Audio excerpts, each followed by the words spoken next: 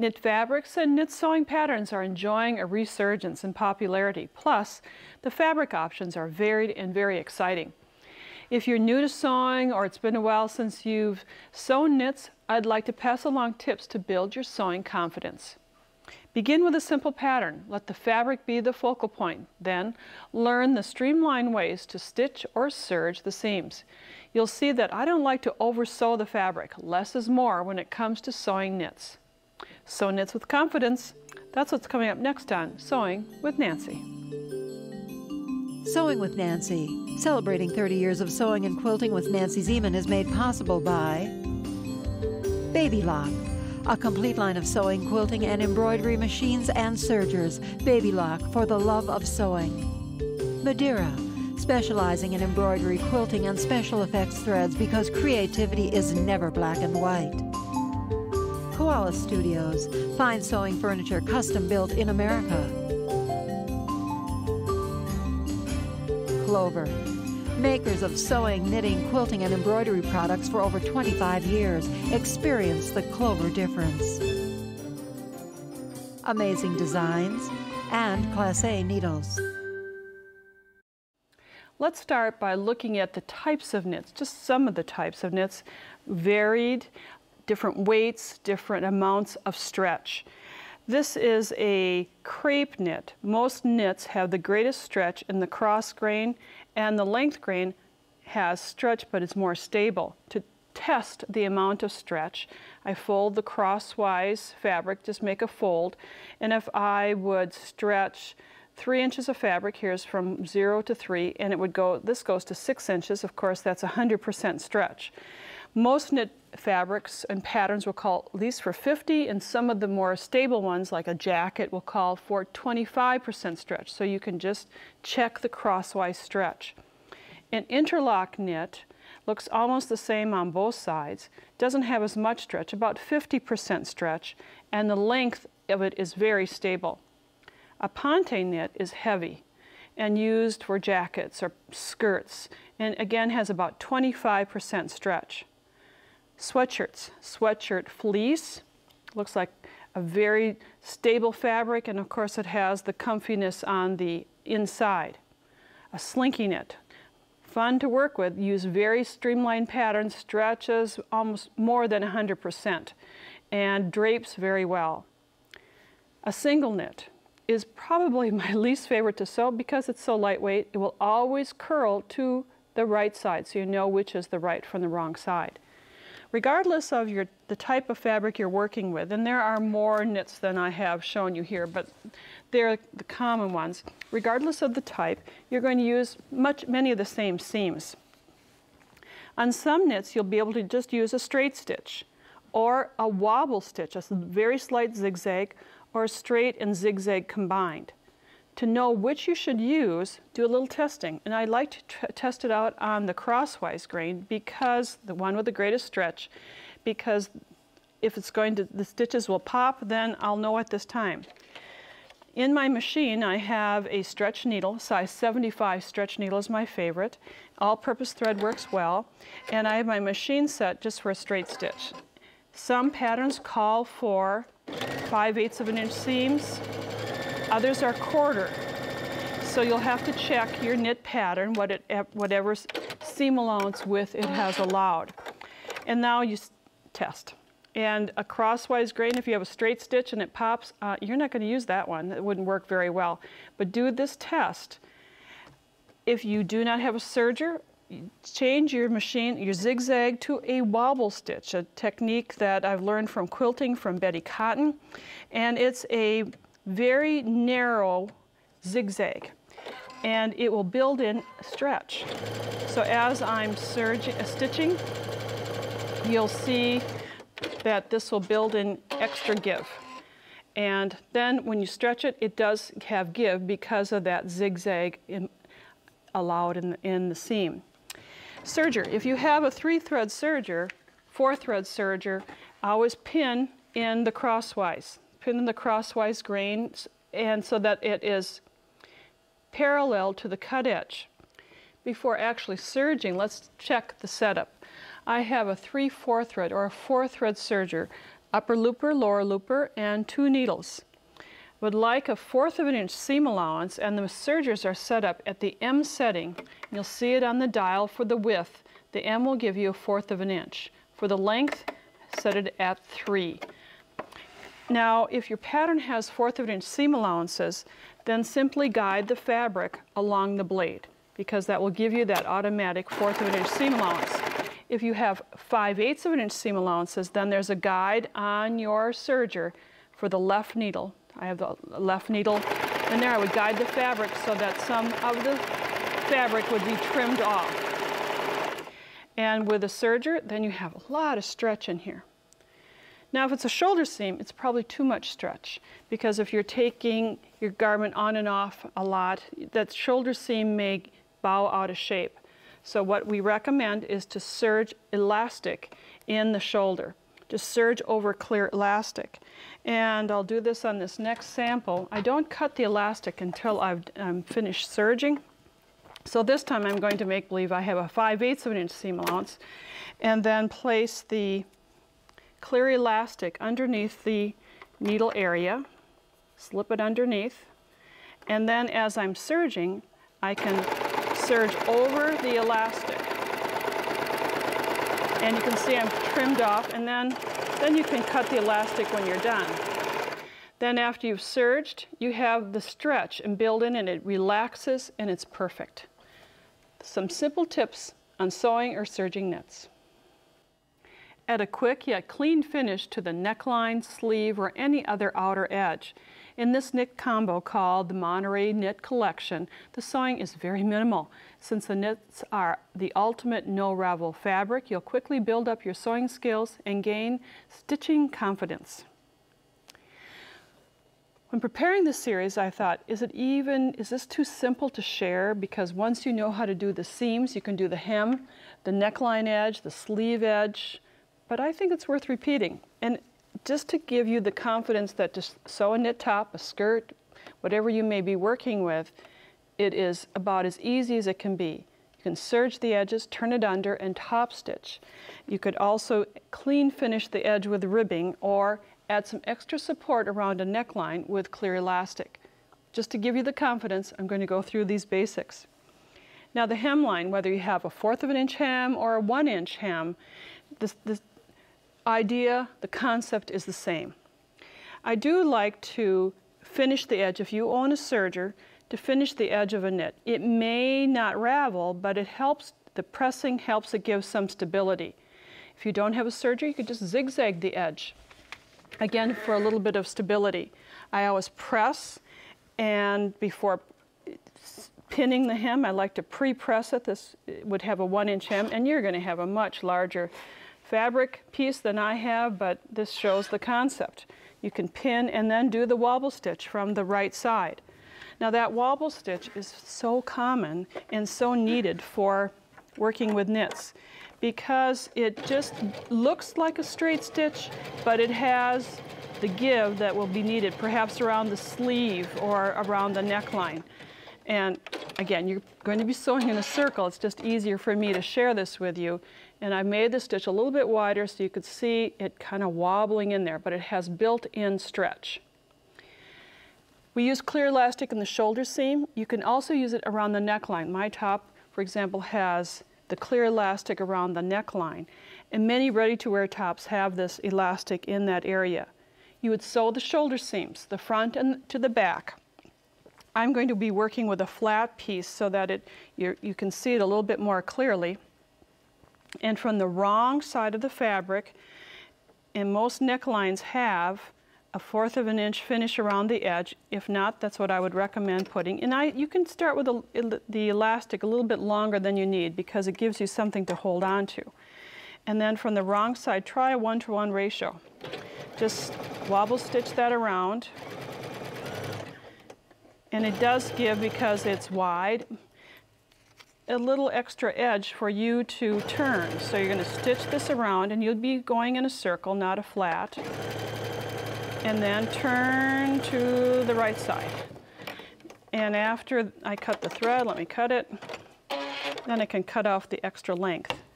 Then give it a turn. turn it to the inside, and then stitch around the edge. You can do a straight stitch, you can maybe, I'm going to lengthen this just a little bit, but it gives a nice finish around the edges. So just turn and finish. And that's all you have to do to finish the edge of a neckline, all the way around. Now, the other neckline finish, ribbing finish for sleeves, for other areas is a ribbing. As I mentioned, ribbing isn't only for necklines. The hoodie on this jacket sports a dyed to match ribbing that finishes the edges in minutes. If ribbing isn't available, you can use the garment fabric itself. Regardless of which fabric you choose, I'll give you the confidence building tip next. Now, ribbing. Most of the time you find around the neckline, around the cuff, but it can be at the top of a pocket, as I had on this garment on a hoodie, and the ribbing can be applied flat or it can be applied around the circle. Usually the ribbing is cut smaller than the outline, your pattern, than the garment, I should say. Your pattern will give you the dimensions. This is 2 inches by the length on the pattern. And then you meet right sides together, whether it's in a circle or flat.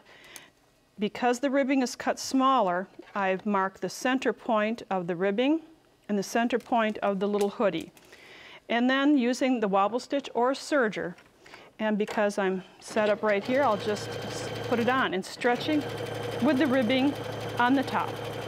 So you just sew, stretch your fabric, and you have a finish. That's all you need to do.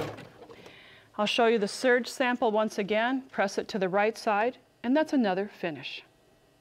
You'll never feel like you're stitching in circles when you adapt the flat construction way of assembling knits. Set the sleeve in flat, stitch the underarm and side seams in one step. What a speedy way to sew. I think it's helpful to understand the logic and the reasoning behind doing a flat construction for knits. And I have the shoulder seams of this top put together, and you can see the curve of the armhole. Here's the curve of the sleeve. Two different curves going together. Because of that, you have to use your sewing machine wisely. And I'm going to pin the notches, the notch for the front, little notch, little clip in the notch to the sleeve, pin them together, and when I do, you'll see the curve changes, or what happens to that curve of the sleeve. It is much longer, it appears much longer than the curve of the top. When you have 2 layers going together that have opposing curves, then you have to let your sewing machine do the work for you. And the feed dogs are the workhorse. They will ease, they'll bite the fabric and ease it in without having to do an easing stitch. The beauty of the knit is that it stretches, and rather than easing the sleeve to meet the garment, which you have to do so often on woven fabrics, you can let the fabric and the sewing machine work together. This pattern calls for 1/4 of an inch seam allowances, so I'm just sewing with that wobble stitch or serge. Now as I get to this curve, I'm just going to meet the 2 together and they will fit. It's amazing. And then after I'm done with this seam, I do a little pressing. Just to press it flat, I have this pinned, and even though that was quite an extension of that sleeve, it will ease in because what's happening with those feed dogs, they're biting the fabric. So we're almost to the end, and that's how fast it is to set a sleeve in knits. Then there's the underarm seam, which is also the seam for the sleeve.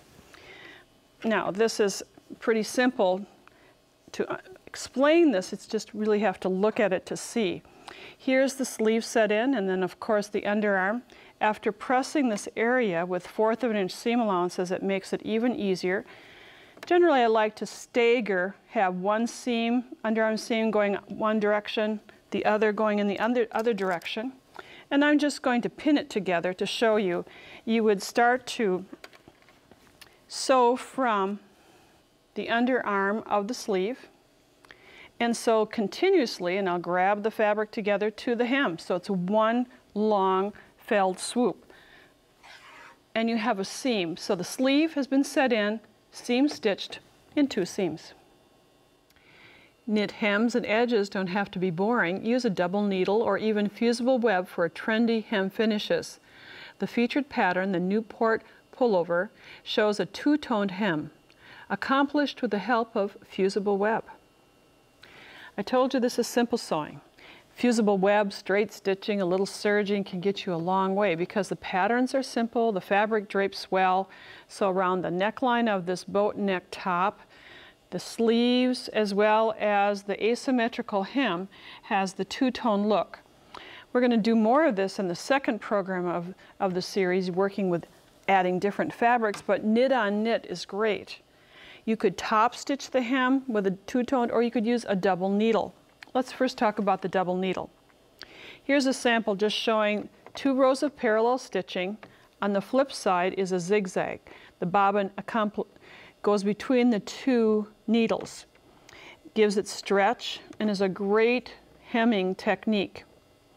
Now for a double needle, many times it means you don't have a serger, so rather than serging that edge, if you don't have that option, fuse it. Use paperback fusible web in a strip, it's about 1/4 or 3/8 of an inch, and align it along the lower edge of the hem. You press it on and then just peel it off. And when it's warm, it's tacky, and it makes it easy to press up, and I kind of pre-pressed a 1-inch hem. So I'm just going to gently put it there and press. And honestly, I hate to admit this, but I have just pressed up hems and left them. Look at all the stretch, and it stays very permanent. But if you'd rather stitch it, I'll show you how to do that. Double needles, 2 needles, 1 shaft. We've gone over this before if you're frequent sewing with Nancy Viewer. If not, a double needle has 2 needles. In distance is the size. 3 millimeters, 4 millimeters apart are the sizes I'd recommend for knit fabrics. Then in the machine, you're going to have 2 spools of thread. One spool is going to unwind over the top, and the other spool, the thread is coming from the underside, and it's caught under there right now. But they come off in different directions, so as they feed into your machine, they're not going to entangle.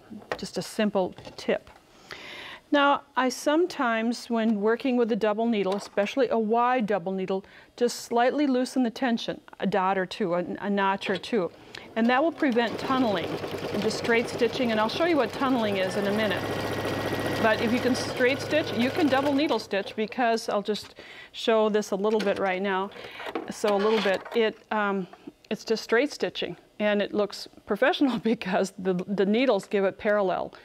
Now if you get tunneling, where you get a big ridge between the stitching, that means the tension's too tight. That's why I loosened that tension just a touch, because my needles are wide apart. So that is a simple technique to work with. And then another technique to do is to add to this layer the trim. Now the trim could be added obviously before you do the double needle stitching or the single needle stitching. And on the edge, I think it adds a nice finish. You do not need to serge the edge or finish the edge. You could leave it just the fabric itself. And the fabric, if you need more length than 1 cut of fabric will give you, simply overlap the edges and just fuse them together. Again, that fusing technique. So there's the fusible. You just press them together so that you get an extra length. This is cut about a 1.5 to 1 3/4 inch. And you press up the hem using that same technique with the fusible web. Sometimes knits can be unruly, and by fusing it, especially the lightweights, it makes it so much easier. Then you align on the underside the trim, and what appears on the right side is the extra little accent. It really sets it off, giving a piping-like trim without having a lot of work. Then using a straight stitch, or of course a double needle as I just showed you, you can top stitch along this edge, giving an accent. I really like this decorative edge finish. So these are some of the basics of sewing with knits. Remember, less is best.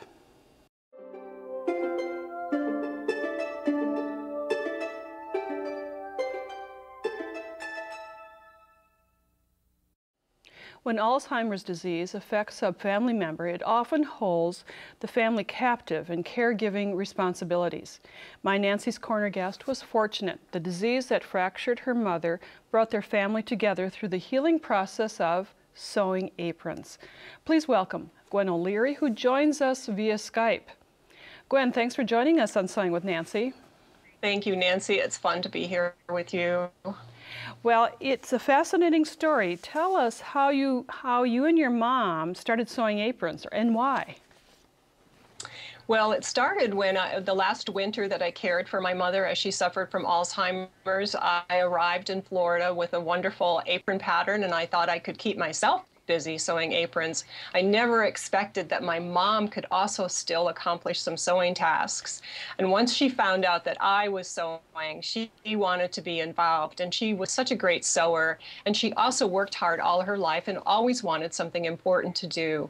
So every day she would say, give me something important to do. So we sewed aprons together and we were able to reconnect. And I discovered that it made her calmer and I didn't have to give her as much medication. It made me calmer. I actually called it self-medicating with fabric. I think a lot of people do that, Gwen. And the aprons, you then decided to design an apron pattern and made so many that you designed. Tell us about that. Well, yes, I used a wonderful pattern that was easy to sew, but after making 150 of them, I decided maybe I could design my own aprons. And so I spent a summer in Colorado sitting outdoors. I sew outdoors because I live outdoors, and I designed 3 aprons, and my sister helped me publish the aprons like she helped me publish the books. And now I'm able to donate my profits from the book and the aprons that are sewn and the patterns to Alzheimer's Respite Care in honor of my mother. And you mentioned the book, and it's got a great title, When Life Hands You Alzheimer's, Make Aprons. And again, you donate the net profits to Respite Care. What a great thing. And you made 150 aprons. No person needs 150 aprons. So tell our viewers what you've done with the aprons, and you encourage them to do as well. Well, when I make my aprons, I take them with me to readings and presentations, and I sell them to the audience as I travel through the country, and then the money stays locally in the community that I happen to be in. Mm-hmm. And my husband and I travel, and we love to travel, and I stop in and visit fabric stores and give presentations to quilt guilds. But people don't have to wait for me to show up and have their own aprons for Alzheimer's movement in their community. They can start that on their own, and this is what I encourage all of your viewers to do. Respite care is so important for the caregiver. There are 5 million caregivers that take care of their Alzheimer's loved ones in the United States, and if all of those caregivers were put in one state, it would be the 5th most populated state in the nation. Respite care is so important because it allows the caregiver to have a break. It delays the time that the loved one might have to go into a care facility. So I know women love to get together, and so I sew with them as I travel. So maybe this is a great way to spend your time and energy as sewing aprons in your community. I like the idea that you encourage people, you're planting the seed today, encouraging people to make aprons with perhaps someone, their loved one, who is suffering from Alzheimer's and can still sew. It must have felt and provided a social need for you, or community need for your mother as well. Yes, it did. She felt like she was doing something important, and we both really appreciated being able to create something. You still use our creative minds, and I know that people who are afflicted with Alzheimer's, they're still able to use their creative mind. So it's not only a great thing for a community to have somebody support respite care, it's great for those who are still afflicted with Alzheimer's to be able to do something that they feel is so purposeful. Well, Gwen, what a wonderful story. Keep sewing those aprons and encouraging others throughout the country. I know that you travel on the road. You live on the road. Yes, I live on the road. I like to say I live on the road and I sew on the road. Where I go, there I sew. Well, keep it up, and thank you for sharing your great story with our viewers. Glad you could join us. Thank you so much. Thank you so much, Nancy. You're welcome. Well, it's time to wrap up our first program of Sew Knits with Confidence. In this program, I gave you the basics, working with seams and fabrics and flat construction. Next time, we're going to do some creative ideas. If you'd like to rewatch this program or past programs, all you have to do is to go to nancyzieman.com. We have 52 of the most recent shows online. You can sign up for my blog, connect with social media, and rewatch the program again if you'd like. Thanks for joining me. Bye for now.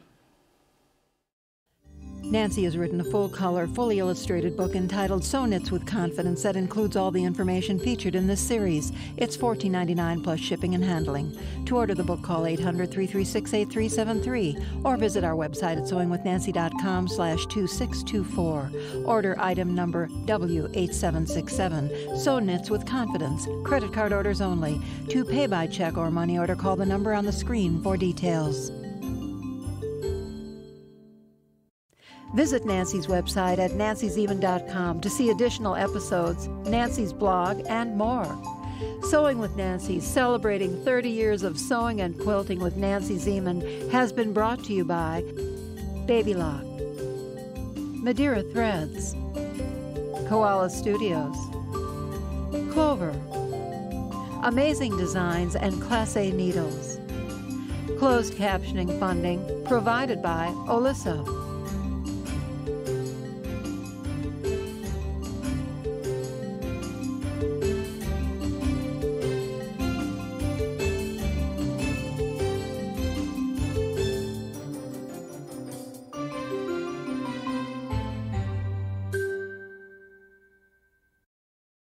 Sewing with Nancy is a co-production of Nancy Zieman Productions and Wisconsin Public Television.